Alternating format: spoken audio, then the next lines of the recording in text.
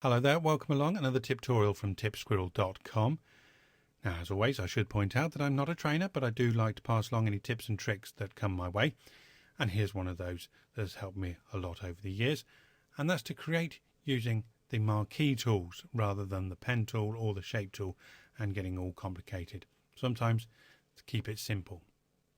Okay, so what I'm going to do today is I'm going to create a curled over sticky label so you might want to put it on the front of a magazine or something like that.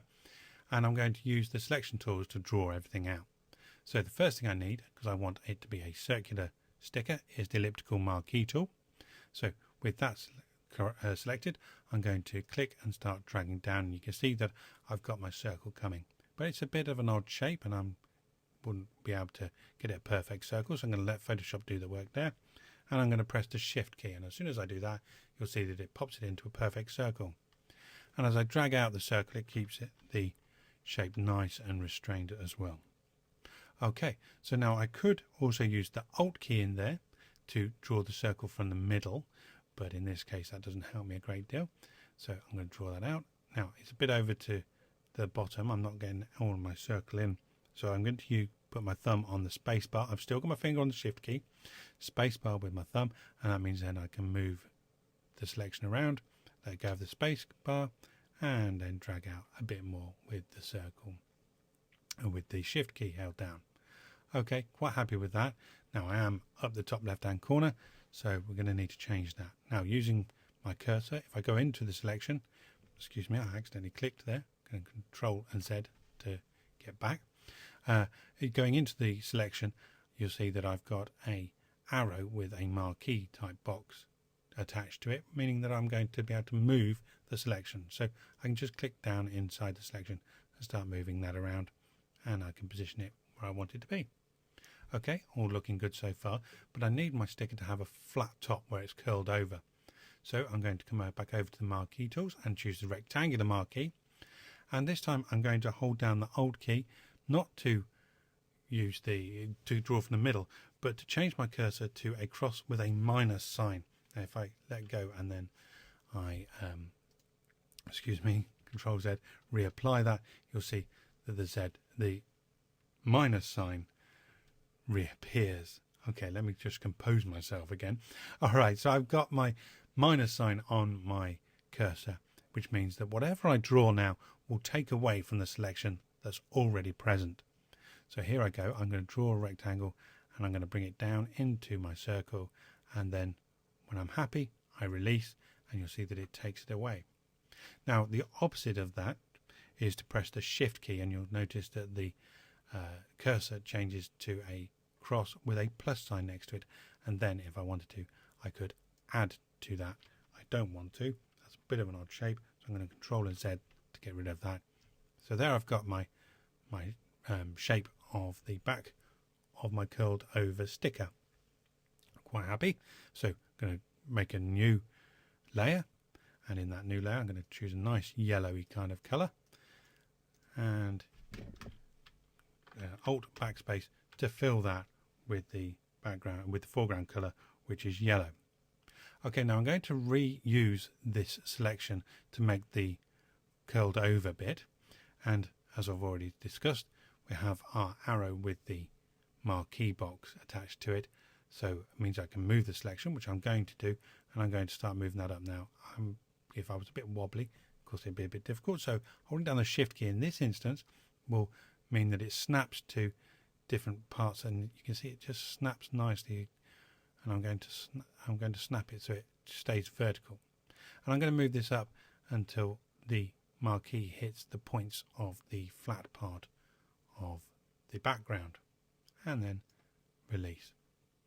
I need to get rid of the top bit of the selection once again, so I'm already on the rectangular marquee, hold down the Alt key and then just draw that out and then let go, and there we have it. So now on a new layer I can take a darker yellow colour and I can Alt backspace to fill that in, and now I can see that I've got my folded over bit and my background bit. Now I'm going to reuse this selection here on a new layer. I'm going to flip over the colour, so I've got white as my foreground, and I'm going to choose a brush, and I've got quite a nice big soft brush here. And what happens with the selection is that it'll only draw within the selection, so anything I do outside of the selection won't matter. It'll only draw within the selection. So what I'm going to do here is I'm going to click outside the selection and then shift and click outside the selection on the other side. Now by putting the shift key in there once again, I've made the painting draw a straight line between the two clicks. It's joined them up with a straight line, so I get a nice straight line through my selection. And what I can do here is I can reduce the opacity of that, and then we've just added a bit of a shine to it. Okay, Control and D to deselect that. Now I want to select the background layer, so I want to put a shadow basically underneath here. So I'm going to do the same thing as I just did with the highlight on the curled over part, but on the back as a shadow. So to get the selection of the background, all I need to do is press my Control key and hover over the layer here, and you'll see that the cursor changes into a pointy finger with a marquee box attached to it, which means that I'm going to select whatever's on that layer. So click it, and there we go. Right, I'm going to select that layer and then press New Layer, so as I can then press D to get my default colours back, and which means black is my foreground colour, and click and then shift click, and I get a black straight line within the confines of my selection. Again, reduce the opacity of that, and we end up with quite a nice shadow. Okay, Control and D to deselect, and then I can click on the layer 1, click on Shift and click on layer 3, selects them all, press V to move, and I can move them all as a job lot into the middle. But I can also Control and T, and that means then I can transform all of them together just to put it at a slightly different angle to make it look less manufactured. And so there we have our sticker. Now I can put some text on there if I wish, but what I'm going to do before that is I'm going to come onto the bottom layer, which is layer 1, and I'm just going to add some finishing touches. A drop shadow would probably help us here. Looks like it's peeling up a bit too much, so I'm just going to double click on the number here, and that means then I'm in control of that, and I can use the arrow key, so I can press the down arrow key. 4, 3, 2, I think 1's going to do it fine. And the size of it, again, I'm just going to use the down arrows just to reduce it a bit more. So we're giving it a bit of a three-dimensional look to it. Now what I could also do is use the satin, which I don't see many people using at all, for very good reason, because I don't know. It's one of these things you can either find a good use for it or no use at all. But you can see it adds a little bit of a dimension. If I just give it a hint, it adds a little bit of a dimension around the outside of that.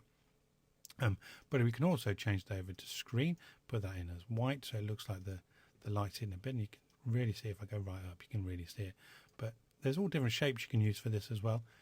I don't mean to go rambling on about this one, but you know, they're a handy little thing if you know what you're doing with it, which I won't profess that I do, but I do like to have a little bit of a fiddle.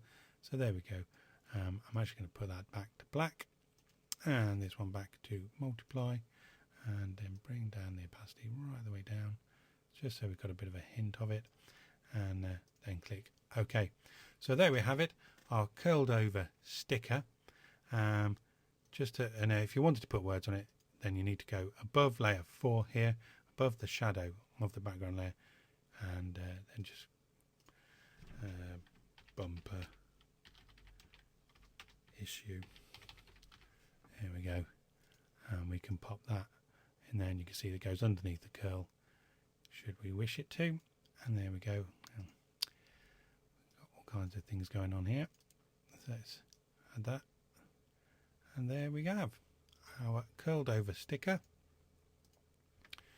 with some text on it. Nice bit of satin, but we created it all through using the selection tools.